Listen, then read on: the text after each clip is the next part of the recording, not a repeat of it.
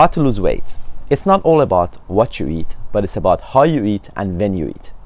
In today's episode of Your Body, Your Health, we're going to talk about the science behind losing weight. Let's use some numbers and get to the facts.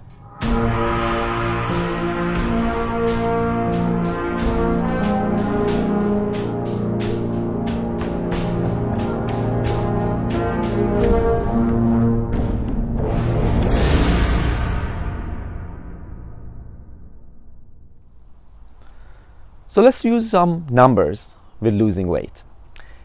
Every 3,500 calorie is equal to 1 pound.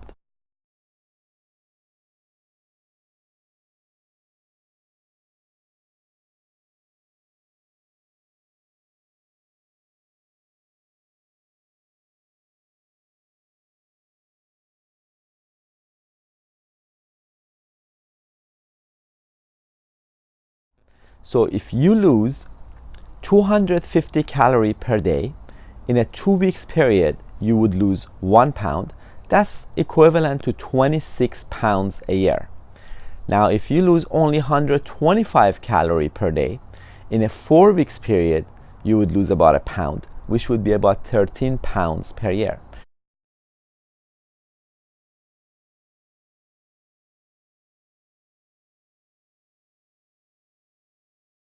Now, some may look at it and say, oh, that's too slow, but let's get real.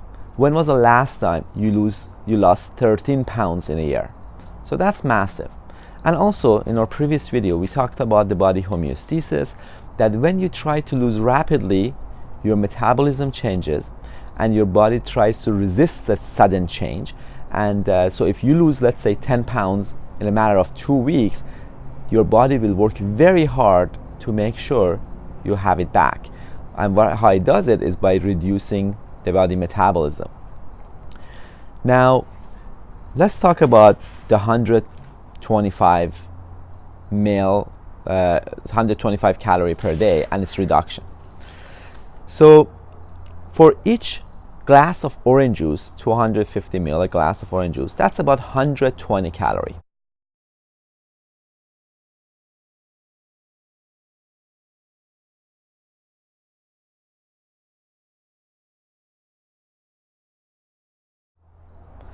It has 23 grams sugar, and in our previous video we talked about how sugar is basically poison, and sugar is in many ways worse than fat, and we have to try to reduce our sugar intake as much as possible.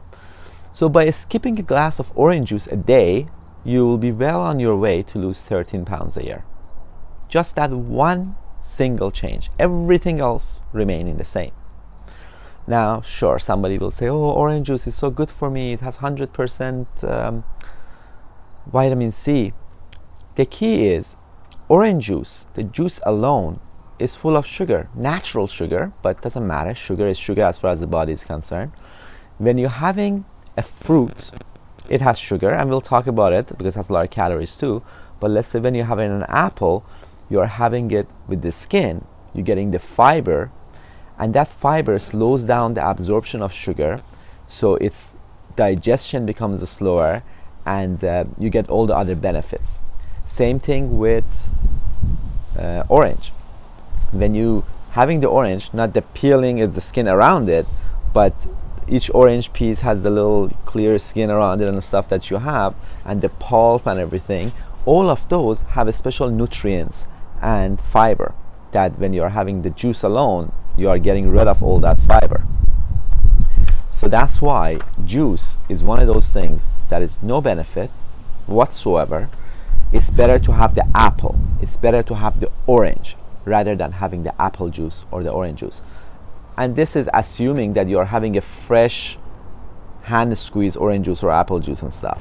So other stuff that you get in the market, God knows how long it has been on the shelf, what preservatives have been added, etc. Now, moving on, each apple on its own, each fruit has calories, of course. So a single apple has about 100 calories. Banana has just over 100 calories.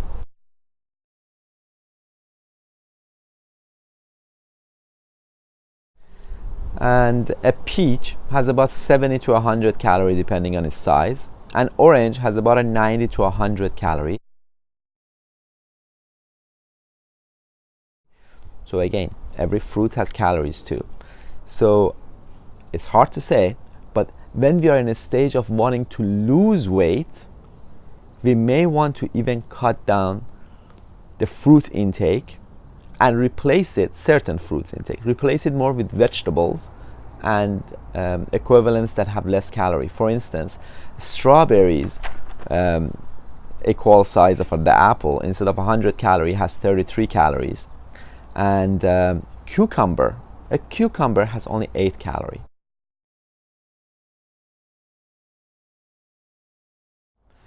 So it's better to have more cucumber than to have more oranges, to still get the fiber and the nutrients, the minerals and everything else that they offer. A cantaloupe or watermelon again has about 30 calorie, equivalent size of an apple. So there is, in everything we have to do it smarter. So when it comes to our fruit intake, vegetable intake and everything, we have to think about the calories and the sugars as well. Now, another alternative that we can think about is ice cream versus frozen yogurt or a fudge bar. So ice cream, an 88 ml ice cream on a stick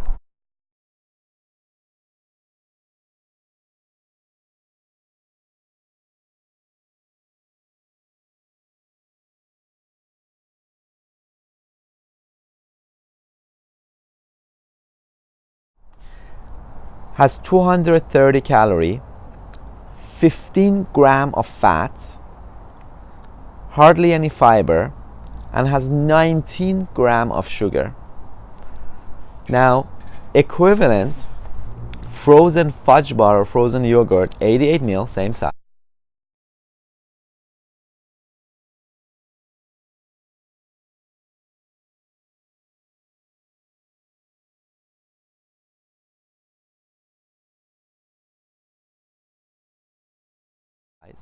has only 90 calorie. So by having this, we have instead of the ice cream, we have reduced our calorie intake by 140.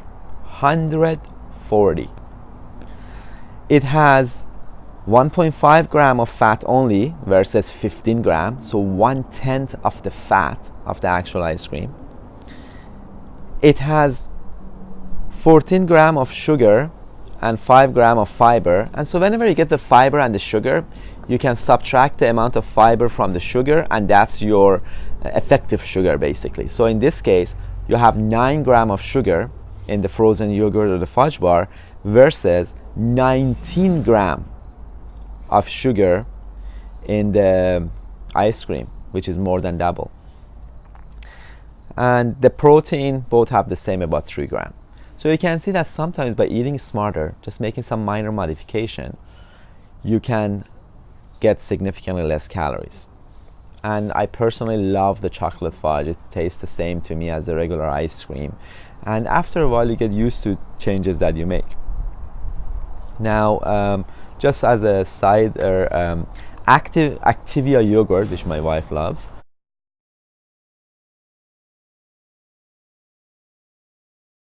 has about 100 calorie, 3 gram of fat, about 12 gram of sugar. So technically, a lot of us accept the fact that Activia yogurt and stuff are good for us, and we would have it as a healthy snack, which I agree it is a healthy snack. But that frozen yogurt or fudge bar has basically the same, if not a little bit less calorie than the Activia yogurt. So again, a healthy snack, Activia yogurt, or you can have a frozen yogurt ice cream, basically equivalent of ice cream, or a frozen fudge bar. So again, it's all about having healthy snacks, healthy meals, and choosing our vegetables and fruits wisely. Moving on some of the other options that we have when it comes to breakfast and etc. So egg white.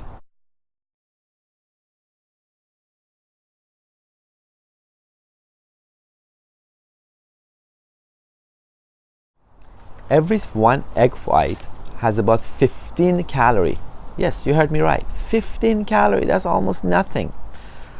It has 0 cholesterol, none whatsoever. It has 0 sugar, none whatsoever. It has 0 fat, none whatsoever.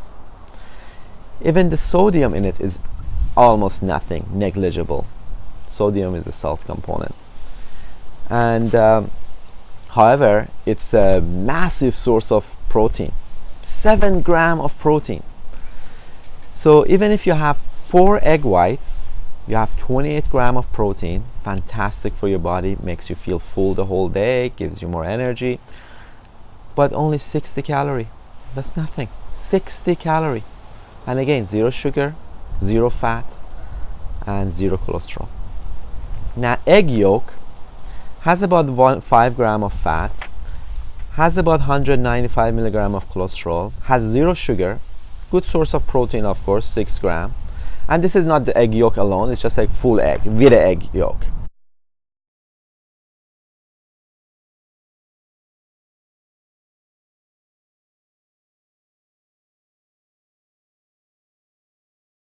With the yolk in it. But the yolk part, it is a massive source of vitamin. It has 25% of our vitamin D requirement, has 50% of vitamin E requirement, has 50% of vitamin E and 30% of folate requirement, has 80% of our vitamin B12 requirement, has 35% of selenium. I mean, next time, just look at the egg, the ingredients and the calorie content and the nutritional information, and it looks like what the bottle of vitamin looks like on the side. Now, having said that, for people that have high cholesterol, it's better to limit the eggs to 4 per week. Having said that, if you were to have 4 eggs per day, just the egg white, and 1 egg yolk, you get about 120 calorie only, and a massive breakfast that will make you feel full the whole day. Next is milk. So skim milk, a glass of 250 ml, same size glass as the juice that we talked about earlier.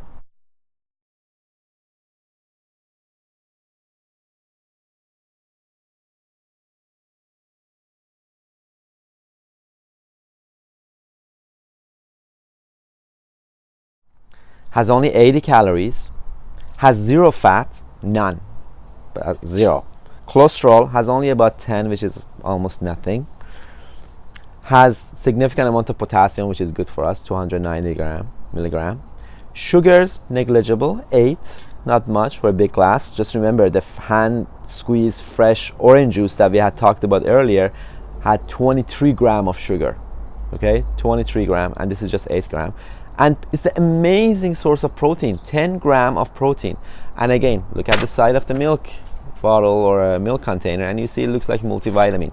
You have 30% of the daily requirement of calcium, 40% of the vitamin D, 25% of riboflavin, 50% of B12, 20% of zinc requirement, and much more mineral and nutrients. So again, it's all about making healthy choices. Now, the timing of our eating is also very important. So you can technically eat more, but if you eat it with the right timing, you could still lose weight. So let's look at 2 scenarios. One, a person that eats a massive breakfast, let's say 900 calories in the morning, and has a healthy snack, let's say fruit, 100 calories at noon, and then has lunch, which is about 500 calories, and later has another fruit that is about 100 calories, and then for dinner has a nice salad, maybe with a small chicken breast on top, and it's about 400 calories. So total of 2000 calories. Now compare this to another person that skips the breakfast, has just coffee, so 0 calories, has a donut or Danish, 200 calories at noon, has a small lunch, let's say some ham sandwich or something, even another donut, just another 200 calories, and a bit later has a little bit of a small tiny bag of chips, low fat chips, 200 calories. But the dinner, this person is hungry, comes home, it's like, okay, I'm gonna have my pasta or my rice and steak and beef and stew and whatever. Have a massive dinner. After all, he has hardly eaten anything all day. So has an 800 calorie huge dinner. And this person throughout the day has only ate 1,400 calorie versus the other guy that had 2,000 calorie. Who will lose weight? The one that had 2,000 calorie. And now why? When you have a massive breakfast in the morning, your body, your brain knows that food is there, is not worried, your metabolism kind of is boosted up, your metabolism works faster, and you're burning the calories. Now the person that skips the breakfast, the body, the mind, or intrinsically, or system assumes that, oh no, this is a starvation mode. Food might be scarce today. And just like 1,000 years ago, would have had when a person had to go hunt or whatever and would find that may not be able to hunt or find food. So then the body goes on a starvation mode and it slows down the metabolism so that we burn the calories much slower so that there's going to be more left. And because of that, the metabolism remains slow the whole time. And then at night, when we go to sleep, that's when the metabolism normally slows down anyways. So basically, you burn calories slow throughout the day because in the morning there was no food or didn't eat much, so the body thinks that I have to conserve and slowly burns the calories, slows down the metabolism. And then at night when you have the large meal, that's going to bed to sleep, that's when the metabolism normally slows down anyways. So the whole time you're burning the calorie very slowly. So that person, because of the way he ate, even though had only 1,400 calories, burned a very small amount of it. But the person that had 2,000 calories but ate earlier in the day and at night had less of calories ended up burning almost all of it or significant amounts of it. So it makes a huge difference. Now, exercise a little bit or just a bit of a walk earlier in the day also can boost the metabolism as well. And another component is eating slow. So from the time we eat to the time that our stomach sends a signal to our brain that I'm full, you can stop eating, takes about 15 to 20 minutes.